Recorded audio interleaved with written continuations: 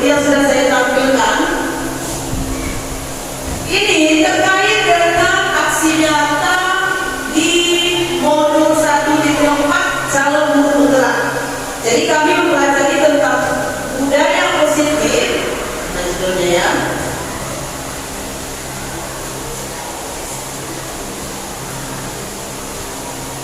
Ya, elaborasi pemahaman modul 1.4 tentang budaya positif oleh saya sendiri. Di sini nanti kompetensi lulusannya modul 1.4. Modul ini kami diharapkan untuk mencapai kompetensi lulusan sebagai berikut. Pertama, guru penggerak memahami pentingnya mengetahui kebutuhan belajar dan lingkungan yang memfasilitasi seluruh individu di sekolah agar dapat meningkatkan kompetensinya secara aman dan nyaman. Guru penggerak mampu menggerakkan komunitas sekolah untuk bersama-sama mengembangkan dan mewujudkan visi sekolah yang berpihak pada murid dan berlandaskan nilai-nilai kebajikan universal. Nah ini, kita ini sudah terbentuk satu komunitas. Komunitas kita adalah KKG, kelompok kerja guru ya. Kemudian, nah di sini ada pertanyaan pemantik Bapak Ibu. Bapak Ibu baca, setuju atau tidak setuju Bapak Ibu? Pertama, hukuman dapat mendisiplinkan anak. Setuju. Setuju? Kedua, pemberian hukuman dengan hal positif seperti membaca atau membersihkan halaman sekolah dapat meningkatkan disiplin anak. Setuju. Memberi penghargaan dapat meningkatkan motivasi belajar anak. Setuju. Baik, selama ini kita setuju ya akan hal itu. Nah, sekarang kita lihat.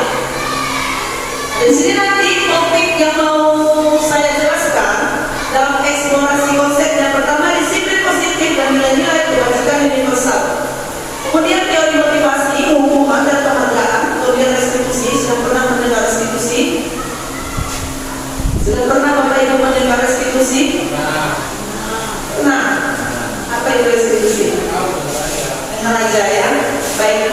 Kemudian keyakinan kelas, kebutuhan dasar manusia dan berkualitas, restitusi 5 posisi kontrol, kemudian restitusi segitiga restitusi. Nah, pertama kita lihat dulu disiplin positif dan nilai-nilai kebajikan universal. Disiplin positif dan nilai-nilai kebajikan universal. Di sini ada perubahan paradigma kita. Di sini ada contohnya kegiatan keperantakan. Ada A dan B. Anda dan teman Anda, saudara secari kertas kecil, tuliskan benda atau sesuatu yang sangat berharga untuk Anda. Letakkan di salah satu tangan Anda dan genggam benda sesuatu tersebut dengan segala daya. Buatlah sebuah kepala. Teman Anda B akan mencoba dengan sebuah tenaga dengan berbagai cara untuk meminta Anda memberikan benda tersebut. B bisa membujuk, mengajak, menghadik, merayu, menyuap, agar dapat membuka kepala tangan Anda. Apa yang terjadi? Nah di sini kita membuat dari kertas, kita menggenggam tangan. Kita, misalnya teman kita dan teman kita. Kertas yang kita genggam ini, teman kita berusaha membukanya. Apakah dia bisa membuka atau tidak? Nah, itu maksudnya perubahan paradigma yang selama ini yang harus kita ubah. Bisa saja tangan kita terbuka, bisa saja tidak terbuka. Artinya apa? Kontrol diri kita itu sama siapa? Kalau misalnya teman kita merayu, menghadik, katakanlah nggak usah teman ya, kita sebagai guru dan murid. Muridnya menggenggam, kita sebagai guru. Genggaman tangan murid ini, misalnya kita rayu anak kita supaya tangannya mau membuka. Berarti kontrol diri ada pada diri kita gurunya. Tetapi seandainya si anak tidak mau membuka tangannya, kita sudah berusaha, kita bentak, kita rayu, segala macam kita lakukan, tetapi dia tetap mempertahankan tangannya digenggam. Itu artinya anak tersebut bisa mengontrol dirinya sendiri. Dia tidak terpengaruh dengan orang lain. Itu maksudnya kontrol diri. Nah di sini perubahan paradigma teori kontrol atau teori pilihan, edukasi kontrol. Edukasi guru mengontrol murid. Ilusi bahwa kritik dan membuat orang merasa bersalah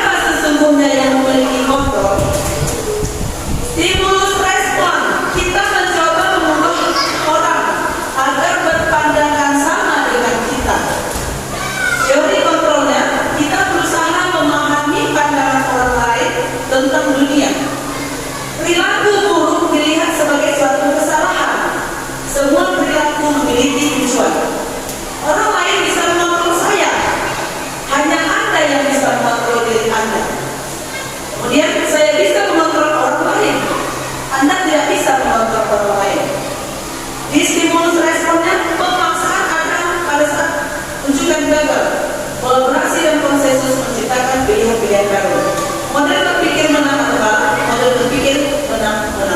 Ini tentang stimulus respon, teori kontrol atau teori pilihan. Kalau agak bingung, boleh ditanya ya kalau itu ya. Nah, apakah makna disiplin? Berasal dari bahasa Latin disciplina yang artinya belajar. Makna asal dari kata ini berkonotasi dengan disiplin diri dari murid-murid Sokrates dan Plato. Disiplin diri membuat orang menggali potensinya menuju sebuah tujuan apa yang dihargai.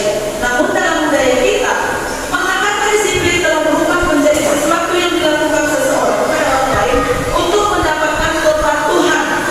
Kecenderungan umum adalah menghubungkan kata disiplin dengan ketidaknyamanan, bukan dengan apa yang kita hargai dan pencapaian suatu tujuan mulia.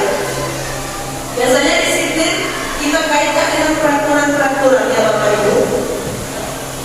Atau bisa juga kita selama ini pemahaman kita disiplin itu mengikuti peraturan yang sudah ditentukan atau yang sudah ada. Nah di sini ada nilai-nilai kebajikan universal. Nilai-nilai kebajikan adalah sifat-sifat positif manusia yang merupakan tujuan mulia yang ingin dicapai setiap individu. Nilai-nilai tersebut bersifat universal dan lintas bahasa, suku bangsa, agama maupun latar belakang. Setiap pelaku perbuatan memiliki tujuan. Seandainya misalnya siswa kita pun bandel, dia punya tujuan melakukan hal itu. Jadi semua orang melakukan sesuatu itu ada tujuannya, bukan tanpa tujuan. Dengan memainkan nilai-nilai kebajikan yang diyakini seseorang, maka motivasi implisitnya akan terbangun sehingga menggerakkan motivasi dari dalam untuk mencapai tujuan mulia yang diinginkan. Nilai-nilai kebajikan yang ingin dicapai oleh setiap anak Indonesia kita kenal dengan profil pelajar Pancasila. Pertama, beriman, bertakwa kepada Tuhan Yang Maha Esa, kemudian mandiri, bernalar kritis, berpendidikan global, bergotong royong dan kreatif. Itu adalah profil pelajar Pancasila. Nilai-nilai inilah yang akan kita bangun untuk anak didik kita saat sekarang ini. Nah, pembelajaran kedua tentang teori motivasi, hukuman, penghargaan, dan restitusi. Di sini ada teori motivasi.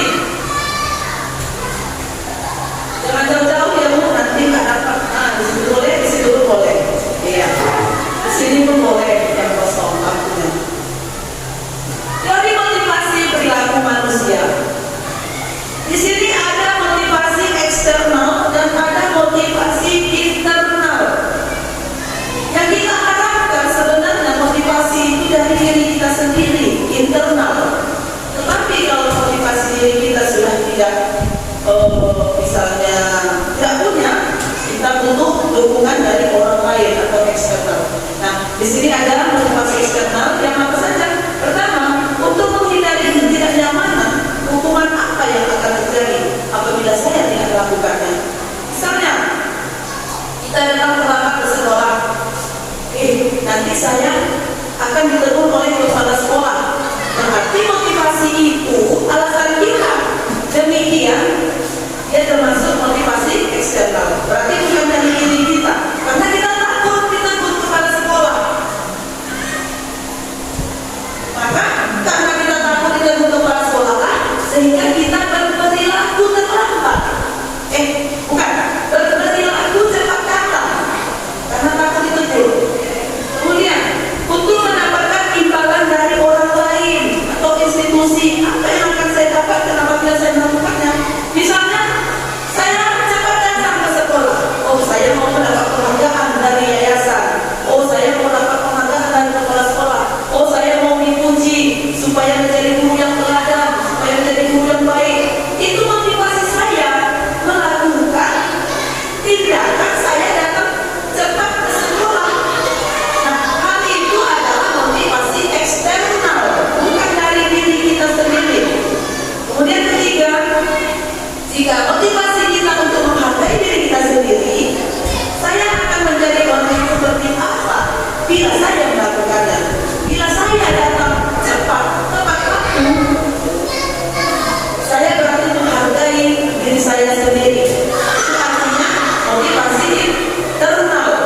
tujuannya disiplin positif. Nah, itu teori motivasi perilaku manusia. Jadi kita berlaku ini semua ada yang dari motivasi kita sendiri, prinsip, ada yang dari ekstrinsi, eksternal. Oh, saya mau ini, saya mau seperti ini. Karena apa? Alasan itulah yang menjadi dia masuk ke bagian motivasi internal atau eksternal. Nah, di sini saya dari Watara, merdeka itu artinya tidak hanya terlepas dari perintah, akan tetapi juga cakap buat pemerintah diri sendiri. Itu pendapat Ki Hajar Dewantara.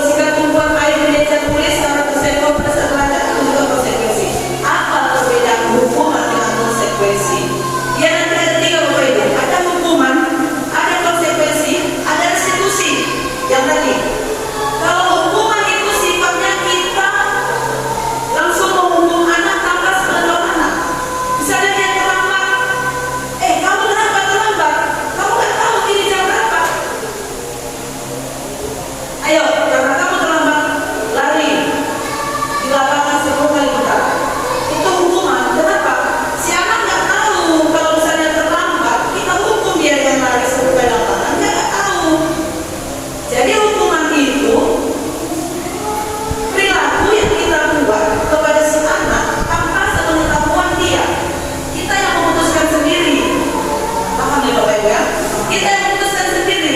Misalnya dia memakai baju yang salah, kamu hari ini pakai baju yang salah ya. Coba kamu usap 10 kali. Sebelumnya kan kita nggak kasih tahu kalau kita pakai baju salah, kita harus usap. Kan kita nggak beritahu.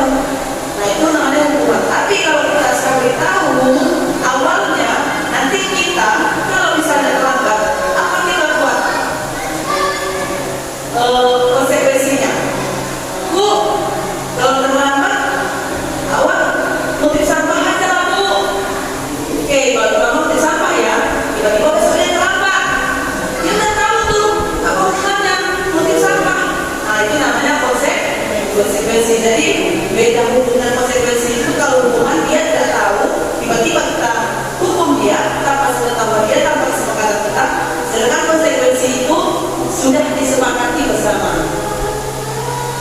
Nah ini perbedaan hukuman dan konsekuensi. Hukuman itu sesuatu yang menyakitkan harus terjadi, karena kita tak tahu tadi apa.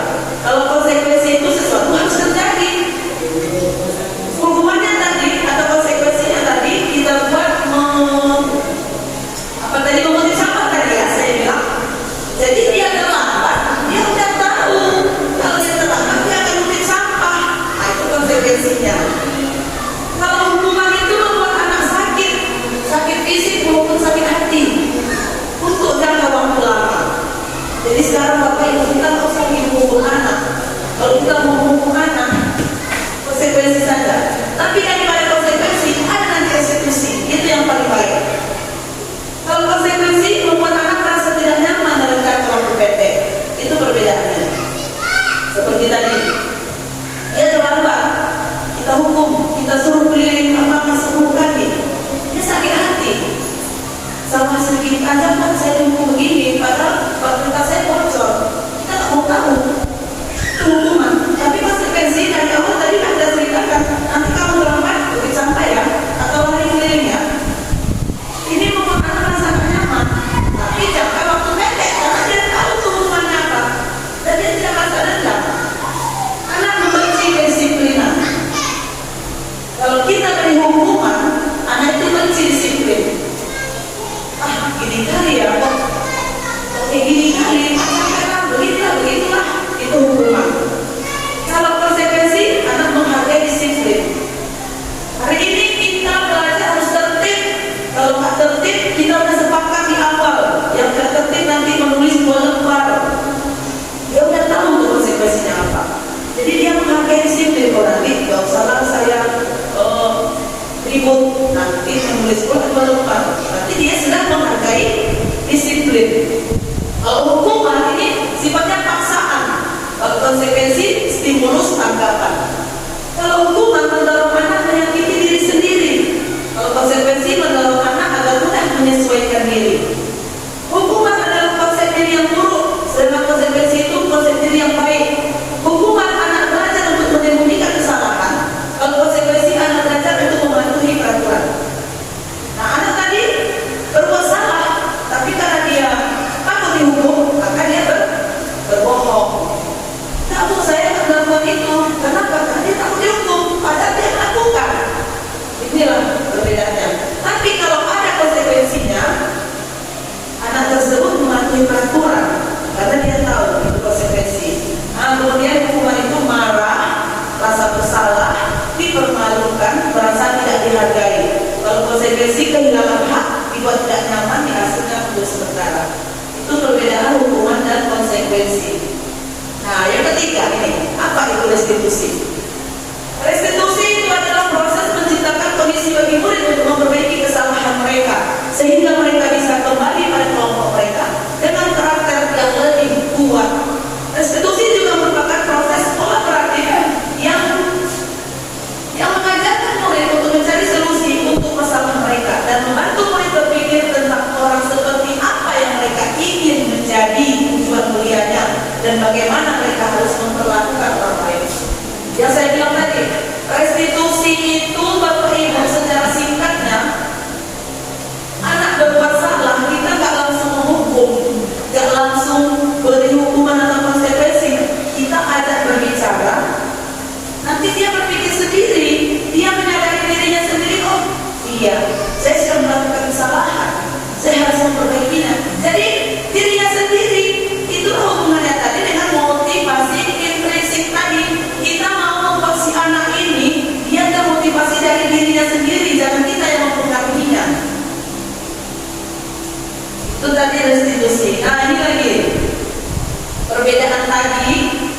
hukuman, konsekuensi, dan restitusi. Kalau hukuman tadi sesuatu yang menyakitkan harus terjadi, karena itu sebelah pihak. Kalau konsekuensi sesuatu harus terjadi, sama-sama sepakat. Tapi kalau restitusi merupakan pilihan. Nah, kenapa kamu berbohong? Nah, kenapa kamu mau pukul temanmu? Iya bu, tadi teman saya ngecek saya pukul lagi ya bu. Oh begitu ya, berarti karena dia ngecek kamu. Baik, mungkin kalau ibu di posisi kamu juga seperti itu. Tapi, tapi apakah bagus, apakah baik kita memukul teman? Dia ngejek kita pukul sekuat-kuatnya sampai berdarah, sampai menangis, apakah baik? Enggak bu.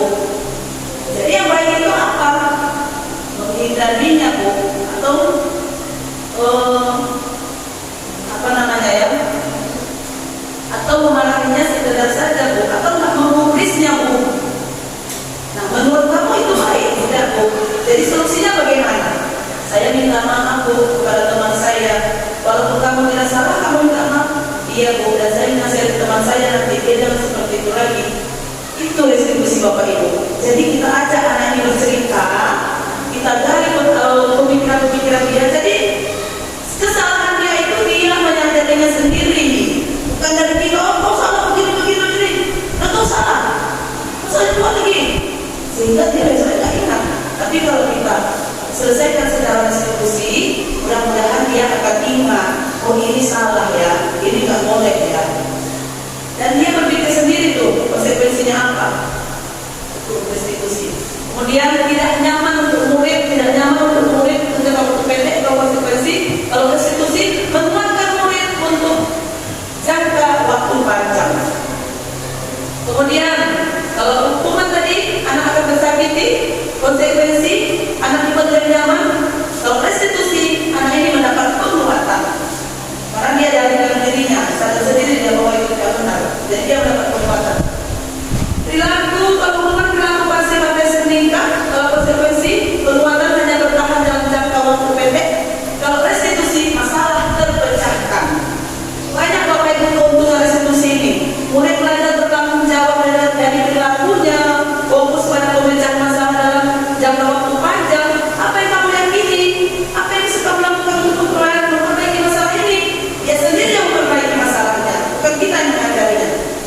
Murid anak menghormati dirinya dan orang lain. Itu perbedaan hukuman dengan konsekuensi. Nah ini 9 ciri-ciri restitusi. Restitusi itu bukan untuk menebus kesalahan, namun untuk belajar dari kesalahan. Kemudian memperbaiki hubungan temannya tadi, anak yang bermasalah dengan temannya, jadi baik hubungan mereka karena dia menyelesaikannya sendiri. Kemudian tawaran bukan paksaan. Jadi dia berbuat salah, itu hanya tawaran. Kamu mau melakukan apa dengan kesalahan kamu ini? Bagaimana yang harus kamu selesaikan? Apa solusinya? Kita kasih dia tawaran. Oh saya harus minta maaf bu kepada dia. Nah itu bukan kita yang paksa. Bapak minta maaf sana ya. Saya minta maaf. Terpaksa dia minta maaf. Tapi kalau kita restitusi bapak ibu, dia tidak terpaksa. Dia menyadari sendiri. Kemudian restitusi ini menuntut untuk melihat dalam dirinya, mencari kebutuhan dasar yang dasar tindakan, cara yang paling baik, fokus pada karakter bukan tindakan, fokus pada solusi, mengembalikan murid yang bersalah pada kelompoknya. Nah di sini ada lagi eksplorasi konsep tentang keyakinan kelas. Ini yang selama ini kita mungkin saya khususnya sebelum saya masuk CGP ini, selama ini kita hanya tahu peraturan kelas. Tetapi setelah saya masuk calon guru penggerak, ada ternyata keyakinan kelas. Kalau pemahaman kita hampir sama ya keyakinan kelas dengan pemahaman apa dengan peraturan kelas. Mengapa tidak peraturan saja? Mengapa harus keyakinan? Mengapa kita memiliki peraturan harus menggunakan helm bila mengendarai kendaraan roda 2? Mengapa kita memiliki peraturan 3M menggunakan masker mencuci tangan jaga jarak 100 km? Mengapa kita memiliki peraturan harus datang tepat waktu pada saat mengikuti pelatihan? Nah, untuk mendukung motivasi intrinsik kembali kepada nilai-nilai yang menggerakkan seseorang dibandingkan mengikuti serangkaian peraturan. Maksudnya begini Bapak Ibu, perbedaan peraturan dengan keyakinan kelas. Kalau peraturan ini tidak boleh datang terlambat, seolah-olah kita dipaksa. Jangan datang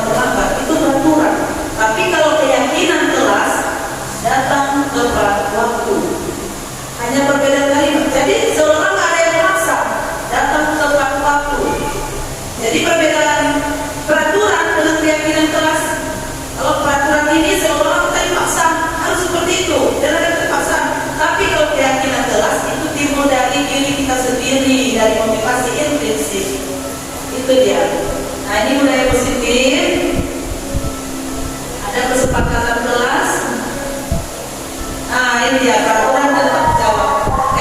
Peraturan dan keyakinan kelas. Peraturan selalu kembalikan buku ke tempatnya. Itu seperti peraturan.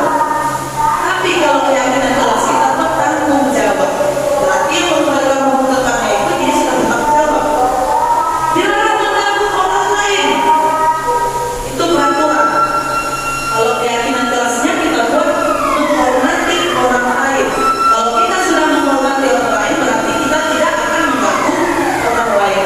Hadir di sekolah 15 menit sebelum pembelajaran dimulai. Keyakinan kelasnya berkomitmen. Dilarang melakukan kekerasan. Keyakinan kelasnya keselamatan dan menghormati orang lain. Pergantian atau menunggu giliran. Keyakinan kelasnya menghormati orang lain dan bersabar. Jangan berlari di kelas. Keyakinan kelasnya jaga keselamatan dan keamanan. Itu perbedaan peraturan dan keyakinan kelas. Nah, kebutuhan dasar manusia dan dunia berkualitas. Ada kebutuhan dasar manusia.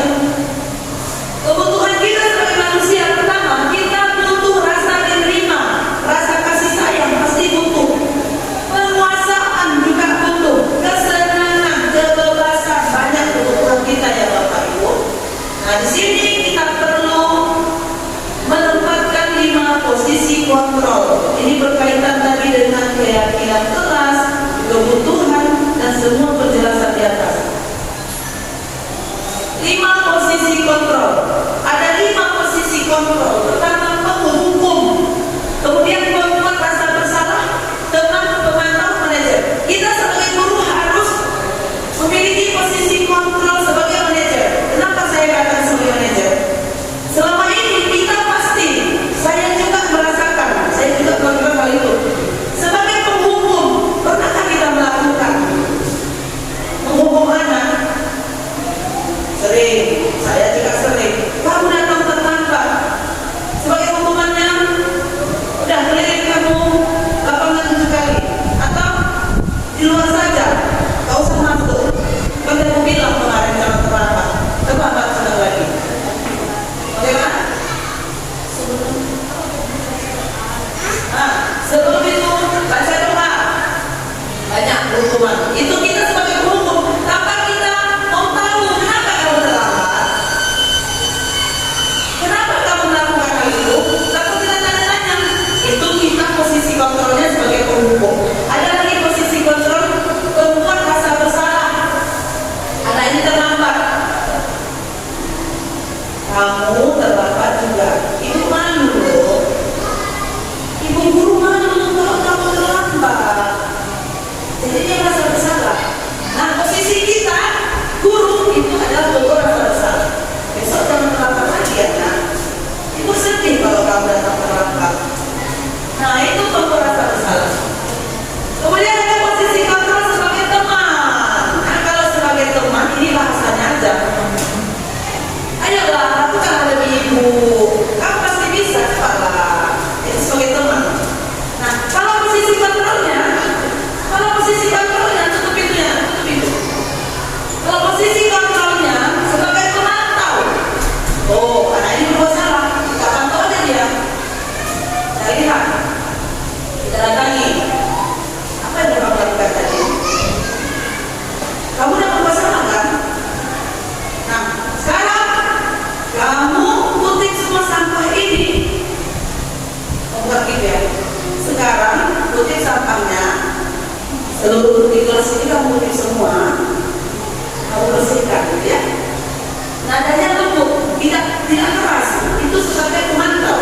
Kita pantau aja. Oh, kamu mau sama sembarangan ya nak ya. Nah, sekarang coba tahu nak ambil semuanya kan. Yang di semua dia lapangan kita ini. Itu sebagai pemantau. Saya terus terang, saya sering melakukan itu sebagai pemantau itu. Diam aja saya. Tengok dia mau salah. Oh, nah, kita datangin. Oh, gitu kamu ya. Nah, sekarang coba dulu kamu pergi dari sampah-sampah di sana, kamu bersihkan semua. Itu sebagai pemantau. Nah, yang bagus adalah sebagai manajer. Kita seorang guru harus memiliki posisi kontrol sebagai manajer. Bagaimana itu? mengajukan pertanyaan-pertanyaan. Seperti yang institusi tadi, perhubungan, kenapa kamu lakukan itu? Apa sebabnya? Apa alasannya? Nanti dia pasti menceritakan itu. Begini-begini bu, begini-begini bu. Oh, apa yang kita yakini? Apa yang bisa kamu kerjakan kalau misalnya melakukan masalah ini? Bagaimana perasaan melakukannya? Kesalahan ini gak enak bu, pasti itu sedih bu. Kalau sedih kenapa dilakukan? Jadi solusinya sekarang apa? Nah ini lagi ya. Restitusi tadi itu hubungannya posisi kontrol manajer. Jadi kita sebagai guru untuk saat ini, marilah kita gunakan manajer ini. Jadi kita bukan stres marah-marah. Ya kan? Kita kan suka marah-marah. Saya sendiri kan bisa dimarah-marah sih. Belum terrealisasi posisi kontrolnya, hanya sesekali aja. Kalau lagi sadar ya bapak ibu, lagi sadar dilakukan posisi manajer. Kalau nggak terkontrol, hukuman juga yang berlaku. Inilah yang mau kita ubah. Nah ini pernyataan-pernyataan. Ini nggak usah saya jelaskan. Segitiga restitusi tadi sudah saya sampaikan juga tadi. Restitusi itu apa? Di sini ada menstabilkan identitas. Inilah segitiga restitusi. Menstabilkan identitas itu tadi. Misalnya anak datang, kita panggil. Nak, kamu tahu nak kenapa dipanggil kembali? Tahu bu. Kenapa? Awak tadi udah buat salah bu. Ya tahu kamu kesalahanmu apa? Iya bu, mencuri duit teman bu. Nah, kenapa kamu mencuri duit temanmu? Awak nggak ada jajan bu. Ya mungkin ibu juga kalau nggak ada jajan, mungkin mencuri juga ibu ya. Kita dengarkan aja cakap dia. Itu menstabilkan identitas. Baru kita koordinasi kebutuhan. Nah, kalau misalnya seperti itu, walaupun itu yang kamu lakukan, tapi itu salah atau enggak? Kan nggak benar mencuri. Nanti Allah marah. Dan segala macam. Ini koordinasi kebutuhan. Nanti baru kita tanyakan keyakinan dia apa. Mencuri itu bagaimana? Berdosa? Berdosa. Jadi kalau berdosa masih mau kamu lakukan, enggak bohong. Keyakinan dirinya sendiri, dia sendiri yang tahu kalau mencuri itu berdosa. Soalnya akan kemana lagi. Nah ini dia segitiga restitusi. Nah di sini menstabilkan identitas tadi. Keterangan dari segitiga restitusi tadi, guru berkata berbuat salah itu hal yang manusiawi. Seperti yang saya sampaikan, mungkin ibu kayak gitu nanti kalau dari kamu ini ada. Tidak ada manusia yang sempurna. Nah, bapak ibu juga buat salah. Kita pasti bisa menyelesaikan masalah ini. Bapak ibu tidak tertarik untuk mencari tahu siapa yang benar, siapa yang salah. Bapak ibu lebih tertarik untuk menyelesaikan masalah. Saya kita marahin, enggak tanya anak ini. Dia bukan gara dia. Itu enggak cari siapa yang benar, siapa yang salah. Kita mau menyelesaikan masalah ini. Lihat, kalau kamu yang dirimu sendiri terus-menerus, apakah kamu bisa kebaikan dirimu sendiri? Ini menstabilkan identitas tadi, kemudian koordinasi kebutuhan. Contohnya, berkata, kamu bisa saja melakukan hal yang lebih buruk lagi, tapi kamu tidak melakukannya kan? Misalnya tadi, saya pukul dia bu, saya kocok kepalanya. Oh,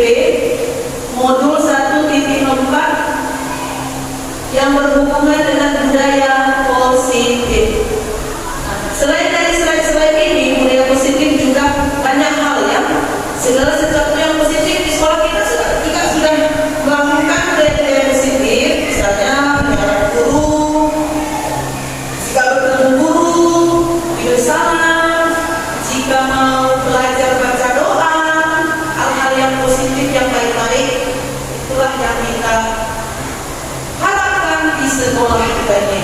Baik, mungkin Bapak Ibu ada pertanyaan atau yang kurang paham, bisa paham semua ya. Di luar dari diskusi ini nanti kita boleh sering-sering boleh bertanya-tanya. Untuk sementara ini demikianlah yang saya sampaikan mengenai budaya positif ini. Assalamualaikum warahmatullahi wabarakatuh. Nanti saya minta tanggapan dari salah satu Bapak Ibu ya.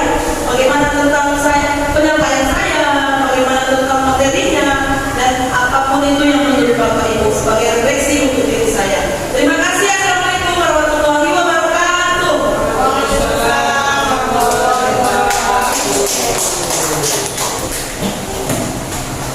Assalamualaikum warahmatullahi wabarakatuh. Terima kasih atas materi yang diberikan oleh Bu Ernita tentang presentasi budaya positif yang disampaikan Bu Ernita sangatlah bagus, manfaatnya sangat bagus untuk kita. Depannya materi penjelasan Bu Ernita tentang budaya positif bisa saya terapkan di dalam kelas karena materi ini sangat baik. Terima kasih. Assalamualaikum warahmatullahi wabarakatuh. Siap Anak Ibu? Semuanya? Nah, di sini Ibu mau menunjukkan. Ya, perhatikan. Apa bacaannya ini? Aturan kelas Bu Ernita.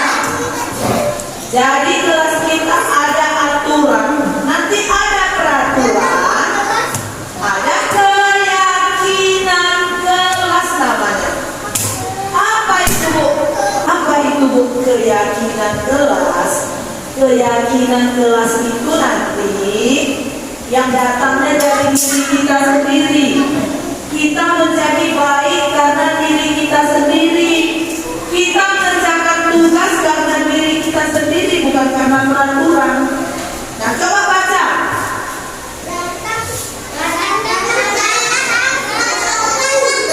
Datang ke kelas tepat waktu. Itu masuk peraturan apa keyakinan? Masuk keyakinan kelas. Ya. Kalau peraturan dia ada larangannya. Jaga kebersihan ruangan. Angkat tangan sebelum berbicara. Jadi kalau mau bicara tuh angkat tangan dulu, jangan asal ngomong aja. Mau permisi, angkat tangan. Bu, permisi. Bu, minum. Bu, kamar mandi. Angkat tangannya. Kemudian ini apa ini? Jangan mengganggu orang lain. Jangan mengganggu orang lain. Ini apa ini? Dengarkan.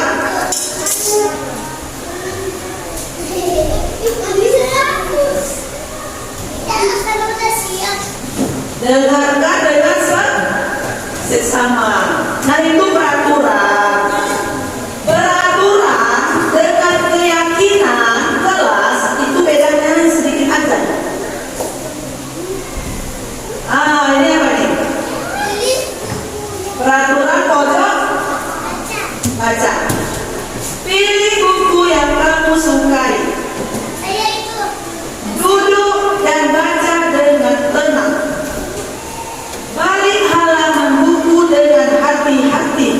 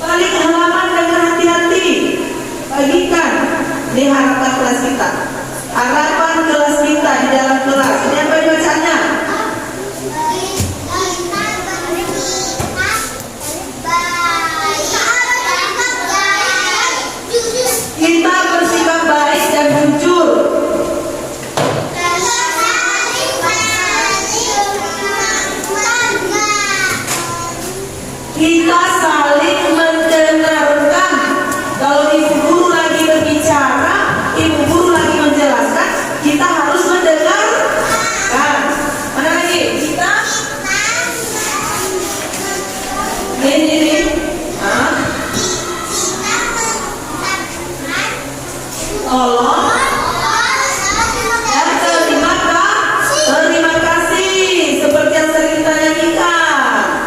Kalau kau gimana Bunda? Kalau berbuat salah bilang maaf. Kalau butuh bantuan bilang tolong.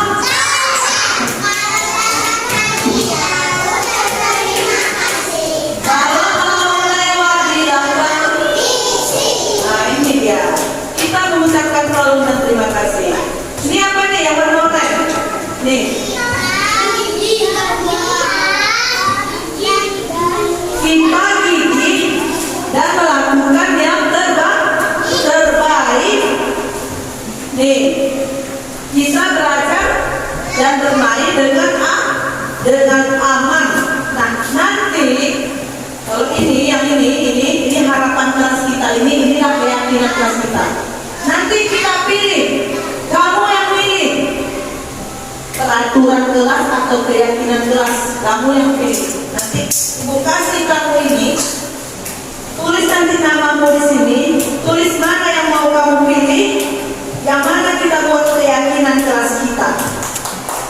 Kalau kamu udah yakin kelas kayak gitu, kamu harus ikutinya, ya. Nah, nanti ibu bagikan. Nah, kamu pilih dari ini. 1, 2, 3, 4, 5. Kamu mau pilih yang mana? Nah, nanti tulis di sini, ya. Tulis di situ nanti. Nah, tengok. Di sini ibu tulis keyakinan kelas. Keyakinan kelas. Sebelah sini ibu buat peraturan kelas.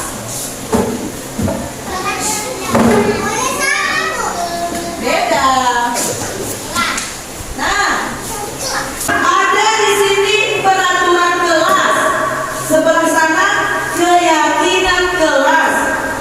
Yang mana yang mau kita buat? Kamu tulis di sini. Nanti aku kasih kamu 1 orang. Kamu tulis namamu. Kalau udah selesai,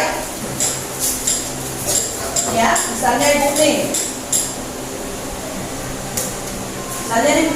Nah, misalnya ibu tulis datang tepat waktu, ibu tulis. Ibu tulis nama ibu di sini. Ernita, nama dulu. Datang ke kelas tepat waktu, kan ada bacanya di sini kan? Kamu tengok, kamu tulis datang ke kelas tepat waktu. Udah selesai, kamu tempel. Satu lagi punya mau tempel sana. Paham? Baik, silakan tulis mana peraturan kelas, mana keyakinan kelas. Buat namanya.